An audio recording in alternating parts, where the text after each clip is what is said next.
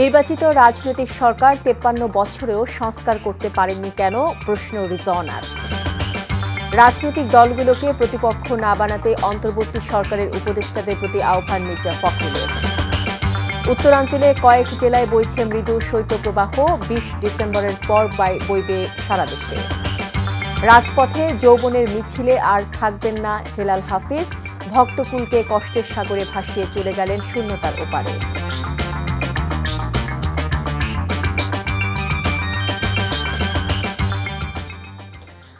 আসসালামু আলাইকুম, মোহসেনা শাওন আপনাদের সবাইকে আমন্ত্রণ জানাচ্ছি এনটিভির মধ্যরাতের খবরে। ক্রাউন সিমেন্ট শিরোনাম দেখছিলেন, এবার পুরো খবর। জুলাই আগস্ট গণ অভ্যুত্থানকে অস্বীকার করে বাংলাদেশ ভারত সম্পর্ক উন্নয়নের সুযোগ নেই বলে মন্তব্য করেছেন পরিবেশ, বন ও জলবায়ু পরিবর্তন বিষয়ক উপদেষ্টা সৈয়দা রিজওয়ানা হাসান। নির্বাচিত সরকারই প্রয়োজনীয় সংস্কার করবে কিনা এমন প্রশ্নে সৈয়দা রিজওয়ানা বলেন, গত ৫৩ বছরে তারা কি করেছিল। শুক্রবার রাজধানীতে এক অনুষ্ঠানে তিনি এসব কথা বলেন। আরাফাত ইসলামের রিপোর্ট। বাংলাদেশ ও ভারত উভয় দেশই পারস্পরিক সম্পর্ক উন্নয়ন করতে চায় উল্লেখ করে পরিবেশ, বন ও জলবায়ু পরিবর্তন উপদেষ্টা সৈয়দা রিজওয়ানা হাসান বলেন, দুই দেশের সম্পর্ক অকার্যকর নয়, যার প্রমাণ সেই দেশের পররাষ্ট্র সচিবের সাম্প্রতিক বাংলাদেশ সফর।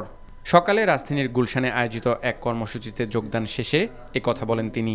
একটা রাজনৈতিক কারণকে কেন্দ্র করে আমাদের সম্পর্কের মধ্যে যে একটা মেঘ এসেছিল, আমাদের উভয়ের স্বার্থেই এই মেঘকে সরাতে হবে এবং সেই প্রক্রিয়াটা শুরু হয়েছে। ভারতের সাথে আমরাও বারবার বলেছি যে আমরা সম্পর্ক উন্নয়ন করতে চাই, ভারতও বলেছে যে তারা সম্পর্ক উন্নয়ন করতে চায় এবং বাংলাদেশের একটা গণ অভ্যুত্থান এটাকে অস্বীকার করে এই পারস্পরিক সম্পর্ক এগিয়ে নেওয়ার কোনো সুযোগ নেই। অন্তর্বর্তী সরকারের অন্যতম বড় প্রাধান্য নির্বাচন উল্লেখ করে রাজনৈতিক দলগুলোর উদ্দেশ্যে তিনি বলেন, নির্বাচন কত দূর এটা আমাদের সময়ের কথা যদি জিজ্ঞেস করেন, আমাদের মাননীয় প্রধান উপদেষ্টা নিজেই আপনাদেরকে জানাবেন। রাজনৈতিক দলেরা যে কথা বলছে যে তারা ছাড়া সমস্যার সমাধান করা সম্ভব না, তারা তাহলে ৫৩ বছর সমস্যার সমাধান করে নাই কেন? Would you please answer. কেন আজকে আমাদেরকে দায়িত্ব নিতে হলো? Would you please answer. তারা যে আমাদের কাছ থেকে বলছে যে ম্যাপ দিতে হবে, এই করতে হবে, রোড ম্যাপ করতে হবে, তারা কি একটা রোড ম্যাপ দিয়ে দিয়েছে যে এই সমস্যাগুলোর তারা কি করে সমাধান করবে? আজকে ওনারা বলছেন যে সংস্কার ওনারাই সবচেয়ে ভালো করতে পারবেন, সেটাই তো গণতান্ত্রিক দেশের কথা, কিন্তু ওনারা করেননি কেন তাহলে ৫৩ বছর? শব্দ ও বায়ু দূষণ নিয়ন্ত্রণ সহ জনদুর্ভোগ কমাতে টাস্কফোর্স গঠনের কথাও জানান পরিবেশ ও বন উপদেষ্টা। বায়ু দূষণ ব্যবস্থাপনা কর্মপরিকল্পনা চূড়ান্ত করে গেজেট করে 2টা মিটিং করা হয়েছে, গতকাল একটা টাস্কফোর্স করে দেওয়া হয়েছে। আরাফাত ইসলাম, এনটিভি নিউজ, ঢাকা। রাজনৈতিক দলগুলোকে প্রতিপক্ষ না বানাতে অন্তর্বর্তী সরকারের উপদেষ্টাদের প্রতি আহ্বান জানিয়েছেন বিএনপি মহাসচিব মির্জা ফখরুল ইসলাম আলমগীর। রাজনৈতিক দলগুলো সরকারকে ব্যর্থ করার চেষ্টা করে যাচ্ছে, একজন উপদেষ্টার এমন বক্তব্য প্রত্যাহারেরও অনুরোধ করেন তিনি। শুক্রবার বুদ্ধিজীবী দিবসের আলোচনায় বিএনপির অন্য নেতারা বলেন, প্রতিবেশী দেশে বসে ষড়যন্ত্র করছে পতিত স্বৈরাচার। হাসান মাহমুদের রিপোর্ট। রাজধানীর রমনা ইঞ্জিনিয়ার্স ইনস্টিটিউশন মিলনায়তনে শহীদ বুদ্ধিজীবী দিবস উপলক্ষে আলোচনার এই আয়োজন বিএনপির। চলমান সময়ে কেউ কেউ মহান মুক্তিযুদ্ধকে আলোচনায় কম আনতে চান উল্লেখ করে বক্তারা বলেন, সব অর্জনকেই সমানভাবে গুরুত্ব দিতে হবে। যাদের রক্তের বিনিময়ে প্রথম স্বাধীনতা অর্জিত হয়েছিল, সেই অপরাধীদের নতুন করে চিহ্নিত করে তাদেরকে আইনানুগ শাস্তির বিধান জানাতে হবে। রাজনৈতিক দলগুলোকে দোষারোপ করে সম্প্রতি এক উপদেষ্টার দেয়া বক্তব্যের তীব্র সমালোচনা করেন মির্জা ফখরুল। এই সরকার অন্তর্বর্তীকালীন সরকার, এই সরকারকে আমরা সমস্ত মানুষ, ছাত্ররা বুকে রক্ত দিয়েছে এবং আমরা রক্ত দিয়েছি, তারা সবাই মিলে এই সরকারকে আমরা দায়িত্ব দিয়েছি। কিন্তু যখন এই কথা বলেন যে রাজনৈতিক দলগুলো অন্তর্বর্তীকালীন সরকারকে ব্যর্থ করার জন্য কাজ করছে, এটা অত্যন্ত মারাত্মক একটা অভিযোগ। আমি তীব্রভাবে প্রতিবাদ করছি এবং আমি মনে করি যে এই ধরনের উক্তিটা প্রত্যাহার করা উচিত। এবং আমি তো মনে করে দিতে চাই যে দয়া করে রাজনৈতিক দলগুলোকে বা রাজনীতিকে আপনাদের প্রতিপক্ষ বানাবেন না। রাজনৈতিক দলগুলো আপনাদেরকে সহযোগিতা করছে, কারণ এটা রাজনৈতিক দলের দায়িত্ব। বিএনপি নেতারা বলেন, ক্ষমতা ফিরে পেতে অপচেষ্টা চালিয়ে যাচ্ছে পতিত স্বৈরাচার, তাই দরকার সবার ঐক্য, আর ভুল করলেই বিপদ। তারা ওয়াদা করেছে যে জনগণের অধিকার ফেরত দেবে, স্বাধীনতা সার্বভৌমত্ব শক্তিশালী করবে, আরও যেগুলো দিয়েছে আমরা চাই এগুলো তারা বাস্তবায়ন করবে। যে সংস্কারের কথা বলে যদি নির্বাচনটাকে বিলম্ব করা হয়, তাহলে এই সরকারের জন্য খারাপ খবর বয়ে আনবে। আমরা আশা করব বর্তমান সরকার অতি অল্প সময়ের মধ্যেই গণতন্ত্র এবং ভোটাধিকার অর্জনের জন্য একটি নির্বাচনের রোডম্যাপ ঘোষণা করবেন। শহীদ বুদ্ধিজীবীদের স্বপ্ন পূরণে ঐক্যবদ্ধভাবে কাজ করার আহ্বান বক্তাদের। Hasan Mahmud, NTV news, Dhaka. বাংলাদেশের অন্তর্বর্তীকালীন সরকারের সাথে ঘনিষ্ঠভাবে কাজ করছে যুক্তরাষ্ট্র, এমনটাই জানিয়েছেন হোয়াইট হাউসের জাতীয় নিরাপত্তা যোগাযোগ উপদেষ্টা জন কিরবি। তিনি বলেন, সাবেক প্রধানমন্ত্রীকে ক্ষমতাচ্যুত করার পর বাংলাদেশের নিরাপত্তা পরিস্থিতি কঠিন হয়ে পড়েছে। এই চ্যালেঞ্জ মোকাবেলায় বাংলাদেশের আইন প্রয়োগকারী এবং নিরাপত্তা পরিষেবার সক্ষমতা বাড়াতে যুক্তরাষ্ট্র অন্তর্বর্তী সরকারের সাথে কাজ করছে। কিরবি বলেন, বাংলাদেশি রাজনৈতিক নেতাদের সাথে আলোচনায় সময়, ধর্মীয় এবং জাতিগত সংখ্যালঘুদের সুরক্ষার বিষয়টি যে গুরুত্বপূর্ণ তা স্পষ্ট করে উল্লেখ করেছে যুক্তরাষ্ট্র। অন্তর্বর্তী সরকারও জাতি, ধর্ম, বর্ণ নির্বিশেষে সবার নিরাপত্তার বিষয়ে প্রতিশ্রুতি দিয়েছে। এদিকে ভারতের পররাষ্ট্রমন্ত্রী এস জয়শঙ্কর বলেছেন, বাংলাদেশের সংখ্যালঘুদের প্রতি আচরণ ভারতের জন্য উদ্বেগের বিষয় এবং নয়াদিল্লি আশা করে ঢাকা নিজ স্বার্থেই তাদের নিরাপত্তার জন্য ব্যবস্থা নেবে। শুক্রবার ভারতের লোকসভায় প্রশ্নোত্তর পর্বে একথা বলেন তিনি।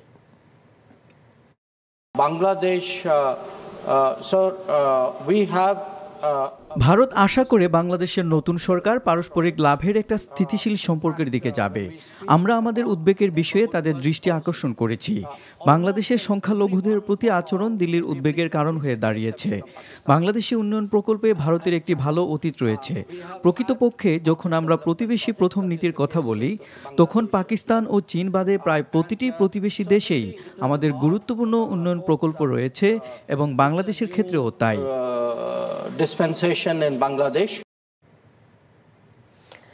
আজ শহীদ বুদ্ধিজীবী দিবস। 1971 সালের এই দিনে বিজয়ের পূর্ব মুহূর্তে বাংলাদেশের শিক্ষাবিদ, সাংবাদিক, সাহিত্যিক, চিকিৎসক, বিজ্ঞানী সহ দেশের শ্রেষ্ঠ সন্তানদের হত্যা করে পাকিস্তান হানাদার বাহিনী। দিবসটি উপলক্ষে এক বাণীতে প্রধান উপদেষ্টা ডক্টর মোহাম্মদ ইউনূস বলেন, ছাত্র জনতার গণ অভ্যুত্থানের মাধ্যমে গঠিত অন্তর্বর্তী সরকার একটি উন্নত, সমৃদ্ধ ও সুশাসিত বাংলাদেশ গঠনে অঙ্গীকারাবদ্ধ। বাঙালি জাতিকে মেধাশূন্য করাই ছিল পাক হানাদার বাহিনীর লক্ষ্য উল্লেখ করে প্রধান উপদেষ্টা তার বাণীতে বলেন, 14 ডিসেম্বর বাংলাদেশের ইতিহাসের কলঙ্কময় দিন। পরাজয় নিশ্চিত জেনে পাক হানাদার ও তাদের দস্যুরা বাঙালি বুদ্ধিজীবীদের নির্মমভাবে হত্যা করে। বাঙালি জাতিকে মেধাশূন্য করাই ছিল তাদের লক্ষ্য। স্বাধীনতা বিরোধীরা এই পরিকল্পিত নৃশংস হত্যাকাণ্ডের মধ্য দিয়ে মহান মুক্তিযুদ্ধে পরাজয়ের জঘন্যতম প্রতিশোধ নেয়। বাণীতে স্বাধীনতা বিরোধীদের যে কোনো চক্রান্ত ও ষড়যন্ত্র মোকাবেলায় নিজ নিজ অবস্থান থেকে দায়িত্ব পালনের আহ্বান করেন প্রধান উপদেষ্টা। রাষ্ট্রপতি মোহাম্মদ শাহাবুদ্দিন বলেছেন, শহীদ বুদ্ধিজীবীদের আদর্শ ও পথ অনুসরণ করে একটি অসাম্প্রদায়িক ও মুক্তিযুদ্ধের চেতনাভিত্তিক সুখী, সমৃদ্ধ এবং বৈষম্যহীন নতুন বাংলাদেশ করতে পারলেই তাদের আত্মত্যাগ সার্থক হবে। শহীদ বুদ্ধিজীবী দিবস উপলক্ষে শুক্রবার দেওয়া এক বাণীতে তিনি এসব কথা বলেন। রাষ্ট্রপতি জাতির সূর্য সন্তান শহীদ বুদ্ধিজীবীদের গভীর শ্রদ্ধার সাথে স্মরণ করেন এবং তাদের বিদেহী আত্মার মাগফেরাত এবং শান্তি কামনা করেন। শহীদ পরিবারের শোক সন্তপ্ত সদস্যদের প্রতি গভীর সমবেদনা জানান। রাষ্ট্রপতি বৈষম্যহীন চেতনায় উদ্বুদ্ধ হয়ে নতুন বাংলাদেশ করতে প্রত্যেককে নিজ নিজ অবস্থান থেকে কার্যকর ভূমিকা রাখার আহ্বান জানান। হারিয়ে যাওয়া আইনের শাসন, স্বাধীন বিচার বিভাগ, বহুমত এবং পথের রাজনৈতিক ব্যবস্থা গড়ে তুলতে হবে বলে মন্তব্য করেছেন বিএনপির ভারপ্রাপ্ত চেয়ারম্যান তারেক রহমান। শুক্রবার এক বিজ্ঞপ্তিতে বিএনপির ভারপ্রাপ্ত চেয়ারম্যান সকল রাজনৈতিক দলকে ঐক্যবদ্ধ হয়ে প্রকৃত গণতন্ত্রের চর্চা করার আহ্বান জানান। বলেন, আওয়ামী ফ্যাসিস্টরা গুম, খুন ও ক্রসফায়ারের দ্বারা ঐক্যবদ্ধ জাতি গড়তে ও জাতীয় অগ্রগতির পথে প্রতিবন্ধকতা সৃষ্টি করেছিল। এখন সময় ঐক্যবদ্ধ হওয়ার। 14 ডিসেম্বর শহীদ বুদ্ধিজীবী দিবস উপলক্ষে দেওয়া এ বাণীতে দেশের সকল শহীদ বুদ্ধিজীবীর প্রতি বিনম্র শ্রদ্ধা এবং রুহের মাগফিরাত কামনা করেন তিনি। উত্তরাঞ্চলের বেশ কয়েকটি জেলায় চলছে মৃদু শৈত্যপ্রবাহ। কনকনে শীত আর হিমেল বাতাসে কাবু হচ্ছে সাধারণ মানুষ। দুর্ভোগে পড়তে হচ্ছে ছিন্নমূল ও খেটে খাওয়া মানুষদের। আবহাওয়া অফিস বলছে 20 তারিখের পর থেকে সারা দেশে মৃদু থেকে মাঝারি শৈত্যপ্রবাহ শুরু হবে। নূর হোসেনের রিপোর্ট। দেশের সর্বোত্তরের জেলা পঞ্চগড়ের তেঁতুলিয়ায় শীতের দাপটের পাশাপাশি বৃষ্টির মতো ঝরছে কুয়াশা। হিমশীতল বাতাসে রাস্তাঘাট অনেকটাই জনশূন্য। যানবাহনও চলছে হেডলাইট জ্বালিয়ে। দিনের সর্বনিম্ন তাপমাত্রা 8.4 ডিগ্রি সেলসিয়াস রেকর্ড করা হয়েছে এখানে। দিনাজপুরেও বেড়েছে শীতের তীব্রতা। ভোর থেকে দুপুর পর্যন্ত কুয়াশার চাদরে ঢাকা থাকছে চারদিক। গরম কাপড়ের অভাবে দুর্ভোগে পড়েছে ছিন্নমূল ও খেটে খাওয়া গরিব মানুষ। শীতের দাপট ও কুয়াশায় স্বাভাবিক জীবনযাত্রা ব্যাহত হচ্ছে নওগাঁবাসীর। এছাড়া মৌলভীবাজার, সিরাজগঞ্জ, নাটোর সহ উত্তরাঞ্চলের বেশিরভাগ জেলায় শীতের তীব্রতা বেড়েছে।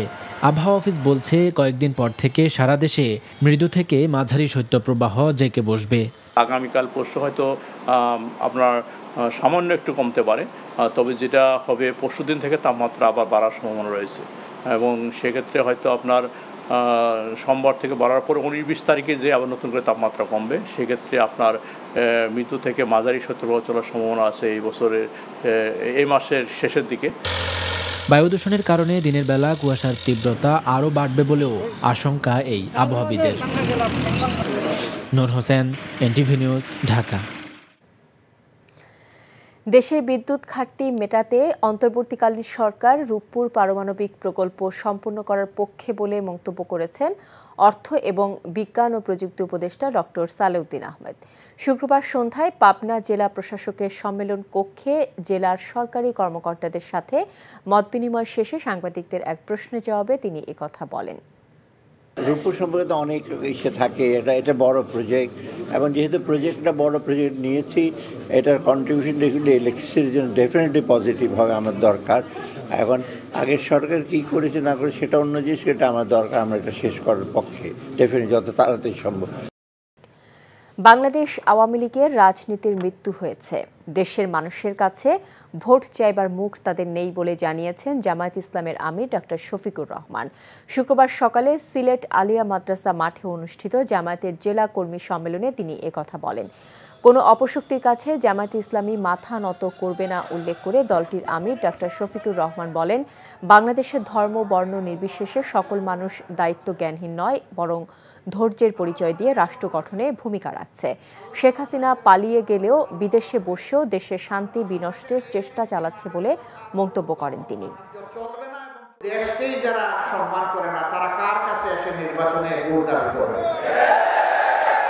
যারা জনগণের কেনা টাকায় অস্ত্র এবং গুলি জনগণের বুকের উপর চালিয়ে দেয় ক্ষমতায় থাকার জন্য, তারা কার কাছে ভোট চাইবে? যারা নিরীহ জনগণকে খুন করেছে, তাদের পরিবারের কাছে গিয়ে জিজ্ঞেস করুন তারা তাদের এই ধরনের রাজনীতি আর চায় কিনা, এই ধরনের আগ্রাসী দলকে আর রাজনীতিতে দেখতে চায় কিনা, তাদের কাছে গিয়ে জানুন। মাওলানা সাদপন্থীদের টঙ্গীতে বিশ্ব ইজতেমা করতে না দেওয়ার হুঁশিয়ারি দিয়েছে শুরায়ে নিজামী। মাওলানা জুবায়েরপন্থী গ্রুপটি বাদ জুম্মা বাইতুল মোকাররম উত্তর গেটে বিক্ষোভ সমাবেশে এই ঘোষণা দেন। ইজতেমা নিয়ে একটি গোষ্ঠী পরিস্থিতি ঘোলাটে করার চেষ্টা করছে বলে অভিযোগ করা হয়। অবিলম্বে সরকারকে এমন অপতৎপরতা রোধে কঠোর ব্যবস্থা নেয়ার আহ্বান জানান। মুসলিম উম্মার মধ্যে বিভেদ সৃষ্টির পায়তারা করা হচ্ছে বলেও জানান বক্তারা। সমাবেশে শীর্ষস্থানীয় ওলামায়ে কেরাম এবং তাবলিগের সাথী সহ মুসল্লিরা অংশ নেন। বিক্ষোভ সমাবেশ শেষে মিছিল বের করা হয়। বগুড়ায় অনুষ্ঠিত হল ডাক্তার জুবায়েদা রহমান কর্তৃক প্রকাশিত হৃদরোগ প্রতিরোধে সহায়ক পুস্তিকা বিতরণ এবং ফ্রি হৃদরোগ চিকিৎসা কার্যক্রম। সকালে জেলা বিএনপির ভারপ্রাপ্ত সাধারণ সম্পাদক মোশাররফ হোসেনের সভাপতিত্বে শহরের দত্তবাড়ির শহীদ জিয়াউর রহমান শিশু হাসপাতালে দিনব্যাপী হৃদরোগীদের মাঝে পুস্তিকা বিতরণ এবং বিনামূল্যে চিকিৎসা প্রদান করেন বঙ্গবন্ধু শেখ মুজিব মেডিকেল বিশ্ববিদ্যালয়ের কার্ডিওলজি বিভাগের সহকারী অধ্যাপক ডাক্তার আনমা মনোয়ারুল কাদির। এ সময় উপস্থিত ছিলেন বিএনপি চেয়ারপারসনের উপদেষ্টা হেলালুজ্জামান তালুকদার লালু, জেলা বিএনপির সভাপতি রেজাউল করিম বাদশাহ সহ বিশিষ্টজনেরা। অসহায় বিশেষ চাহিদা সম্পন্ন মানুষের মাঝে খাদ্য বিতরণ করেছে autistic and disable residence foundation. রাজধানীর মিরপুরের শাহ আলী মডেল হাই স্কুলে অসহায় মানুষের মাঝে খাবার বিতরণ করেন আল্লামা সাইদি ফাউন্ডেশনের চেয়ারম্যান আলহাজ শায়ক শামীম সাইদি। বিশেষ চাহিদা সম্পন্ন মানুষরা যেন সমাজের পিছিয়ে পড়া মানুষের কাতারে না থাকে সে লক্ষ্যে সবাইকে কাজ করার আহ্বান জানান আলহাজ শায়ক শামীম সাইদি।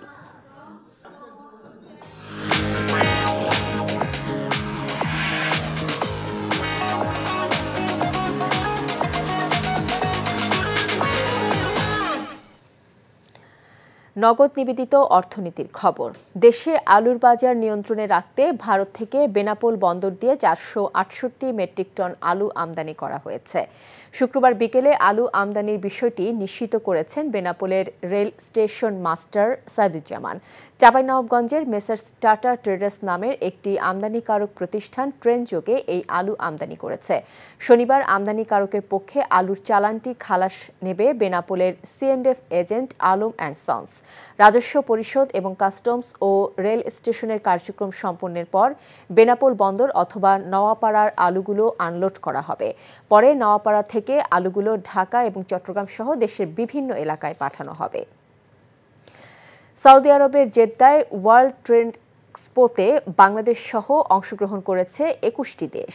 এর মাধ্যমেই নিজেদের লেদার শিল্প, গার্মেন্টস, প্রযুক্তি ও ব্যাংক সহ নানা শিল্পের সম্ভাবনাময় খাত তুলে ধরছে মেলায় অংশগ্রহণকারীরা। জেদ্দা প্রতিনিধি মাসুদ সেলিমের পাঠানো রিপোর্ট, ছবি তুলেছেন আনোয়ার হোসেন রাজু। সৌদি আরবের বন্দরনগরী জেদ্দায় উদ্বোধন হলো ওয়ার্ল্ড ট্রেড এক্সপো। এতে বিশ্বের 21টি দেশের সাথে অংশগ্রহণ করেছে বাংলাদেশি প্রতিষ্ঠানও। এখানে আমি গত 3 ঘন্টায় যে রেসপন্স পাইছি, আমরা খুব আশাবাদী যে এখানে অনেক কিছু করা সম্ভব। এবং আমরা দেখতে পাচ্ছি যে আজকের এই ট্রেড ফেয়ারে বাংলাদেশি লেদার গুডসের যথেষ্ট পরিমাণ তারা সাড়া পেয়েছেন। আমার বিশ্বাস আগামী দিনে বাংলাদেশ সরকার এবং বাংলাদেশ বাণিজ্য মন্ত্রণালয় এবং আমাদের জেদ্দা কনসুলেট এবং বাংলাদেশ দূতাবাস যে একক বাংলাদেশি এখানে একটি ট্রেড ফেয়ারের জন্য তারা কাজ করবেন। 3 দিনব্যাপী জেদ্দা এক্সপোতে অংশ নিয়েছে বাংলাদেশি ইসলামী ব্যাংক এবং HMS লেদার কোম্পানি।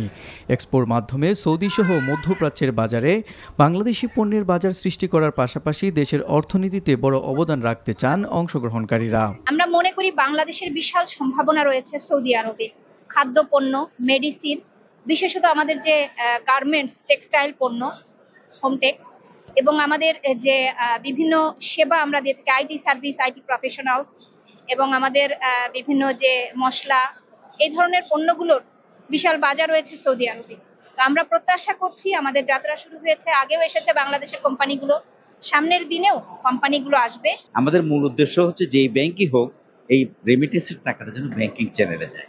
চ্যানেলে গেলে রাষ্ট্র গঠনে এই টাকাটা সরাসরি ভূমিকা রাখবে।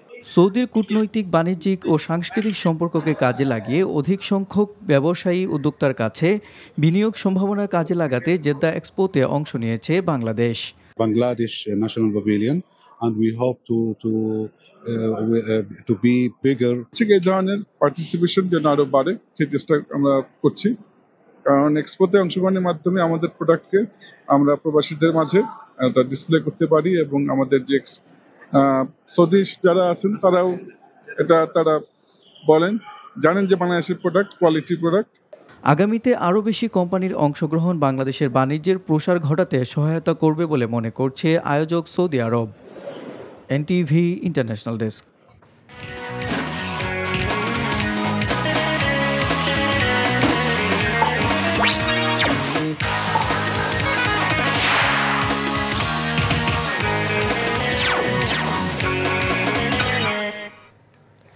ইস্পাহানি প্রিমিয়াম টি খেলার খবর। ক্রিকেট। প্রথম শ্রেণীর ক্রিকেটে ঠিক কত রান করলে বাংলাদেশের টেস্ট দলে জায়গা পাওয়া যাবে জানেন না প্রথম শ্রেণীর ক্রিকেটের অন্যতম সফল ফরহাদ হোসেনও। আক্ষেপ নিয়েই গত মাসে নিয়েছেন প্রথম শ্রেণীর ক্রিকেট থেকে বিদায়। শুধু তিনিই নন, বাংলাদেশের প্রথম শ্রেণীর ক্রিকেটে হাজার হাজার রান করেও অনেকেই পান না জাতীয় দলে খেলার সুযোগ। টেস্টে কোন মানদণ্ডে বিসিবি খেলোয়াড় নির্বাচন করে তা নিয়ে প্রশ্ন রেখেছেন সাবেক জাতীয় ওপেনার জাভেদ ওমরও। নিলয় মজুমদারের রিপোর্ট। ১৯ বছর ১৬১ ম্যাচের ক্যারিয়ার, নামের পাশে ৯,০৬৫ রান। এত রান নিয়েও তাকে নিয়ে হয়নি কোনো আলোচনা, নির্বাচকরাও রেখেছিলেন বিবেচনার বাইরে। চলতি জাতীয় ক্রিকেট লিগ দিয়ে প্রথম শ্রেণীর ক্রিকেটকে বিদায় জানানো ফরহাদ হোসেনের ঘরোয়া ক্যারিয়ার তাই যেন এক রহস্য। একই গল্প যেন ঘরোয়া ক্রিকেটে বাকি 4 সেরা রান সংগ্রাহকের বেলাতেও। টেস্ট ক্রিকেটের সুযোগ পাওয়ার মানদণ্ড হিসাবে প্রথম শ্রেণীর ক্রিকেটকে ধরা হলো হাজার হাজার রান করেও জাতীয় দলে সুযোগ পাননি এই ব্যাটাররা। এই সুযোগ না পাওয়ার উত্তর জানেন না ফরহাদ ইমরুলরা। আসলে আক্ষেপ অবশ্যই থাকবে, কারণ আমি যখন ক্রিকেট খেলা শুরু করছি বা যখন ভালো খেলা শুরু করছি তখন আমি আসলে চিন্তা করছি যে আমি টপ লেভেলে ক্রিকেট খেলবো। আমার কাছে মনে হয় যে বাইরের দেশে যদি এরকম রান করে চোখ বন্ধ করে তারা ন্যাশনাল টিমে খেলে, তাই আমি জানি না আসলে কিসের জন্য আমি আসলে ন্যাশনাল টিমে নাই। এটা আমারও অনেক সময় প্রশ্ন হয় যে আমি কেন ন্যাশনাল টিমে আমি ডাক পাইনি। জাতীয় দলে খেলা বর্তমান খেলোয়াড়দের মধ্যে গড় ও রানের দিক দিয়ে এগিয়ে মোমিনুল, লিটন ও মুশফিক। সাদমান জাকিররা নিয়মিত প্রথম শ্রেণীর ক্রিকেট খেললেও তাদের গড় কখনো পার হয়নি 40-এর ঘর। এদিকে যারা গড় ও রানে এগিয়ে তারা বিবেচিতই হননি টেস্ট ক্রিকেটের জন্য। লাল বলের ফরম্যাটে বিসিবির নির্বাচন প্রক্রিয়া নিয়ে ভাবার সময় হয়েছে বলে মতামত দিয়েছেন সাবেক ক্রিকেটার জাভেদ ওমর বেলিম। আজকে 24 বছর টেস্ট শেষ হয়ে যাচ্ছে, কিন্তু ওই জায়গায় আপনি যখন আপনি করেন কি, আপনি প্রিমিয়ার লিগের টপ খেলেন, আপনি এনসিএল বিসিএল ভালো খেলেন, দলের সুযোগ হয়ে যায়। But when you complete your international, তখন গিয়ে আপনি কনসিস্টেন্ট কোয়ালিটি বোলিং ওটা গিয়ে আপনি ওর ফোকাসটা রাখতে পারেন না। প্রসেসটা এত দুর্বল যেটা ইন্টারন্যাশনালের সঙ্গে আপনি যখন খেলেন ওই প্লেয়ার 20 হয়ে যায়, আন্ডার 19 প্লেয়ার, আর আমাদের ওটা 10 থেকে 12-14 হয়। ওই জন্য এটা বড় কারণ। রান বন্যা ভাসিয়ে দিয়েও অনেকের সুযোগ হয় না বাংলাদেশ দলে জায়গা করে নেওয়ার। তাই 19 বছরের ক্যারিয়ার শেষে ফরহাদরা থেকে যান পর্দার আড়ালেই। Niloy Majumdar, NTV news, Dhaka. Asia কাপে জয় পেয়ে সন্তুষ্ট নন বাংলাদেশের যুবারা, এবার লক্ষ্য রাখছেন বিশ্বকাপে। সে অনুযায়ী প্রস্তুতি নিতে চান অনূর্ধ্ব 19 দলের ওপেনার কালাম সিদ্দিকী। সিনিয়র যারা প্লেয়ার আছেন সবাই আমাদেরকে কংগ্রেচুলেশন জানিয়েছেন, সবাই আমাদেরকে সামনের টুর্নামেন্টগুলোর জন্য ভালো কিছু করার জন্য আহ্বান জানিয়েছেন। আমাদের যে কম্বিনেশন ছিল, আমরা একটা ফ্যামিলির মতো হলো, মানে নিজেদের টিমটাকে দেখেছি যে আমরা ভালো, সব খারাপ হোক ভালো হোক সবসময় একসাথে থাকার চেষ্টা করেছি। এটার জন্য আমরা ভালো একটা অ্যাচিভমেন্ট আনতে পারছি দেশের জন্য। আর এর সাথে শেষ করছি মধ্যরাতের খবর, তবে যাবার আগে ক্রাউন সিমেন্ট শিরোনামগুলো জানিয়ে যাব আরও একবার। নির্বাচিত রাজনৈতিক সরকার 53 বছরেও সংস্কার করতে পারেনি কেন, প্রশ্ন রিজওয়ানার। রাজনৈতিক দলগুলোকে প্রতিপক্ষ না বানাতে অন্তর্বর্তী সরকারের উপদেষ্টাদের প্রতি আহ্বান মির্জা ফখরুলের। উত্তরাঞ্চলের কয়েক জেলায় বইছে মৃদু শৈত্যপ্রবাহ, 20 ডিসেম্বরের পর বইবে সারা দেশে। রাজপথে যৌবনের মিছিলে আর থাকবেন না হেলাল হাফিজ, ভক্তকুলকে কষ্টের সাগরে ভাসিয়ে চলে গেলেন শূন্যতার ওপারে। এই ছিল মধ্যরাতের খবরে। এই খবরের ভিডিও সহ আপডেট জানতে ভিজিট করুন এনটিভি অনলাইন www.ntvpt.com। এছাড়াও এনটিভি জনপ্রিয় সব অনুষ্ঠান ও খবরের আপডেট জানতে ভিজিট করুন আমাদের ইউটিউব ও ভেরিফাইড ফেসবুক পেজ। সকাল 7:30টায় সকালের খবর দেখার আমন্ত্রণ রইল। এতক্ষণ সাথে থাকার জন্য সবাইকে ধন্যবাদ।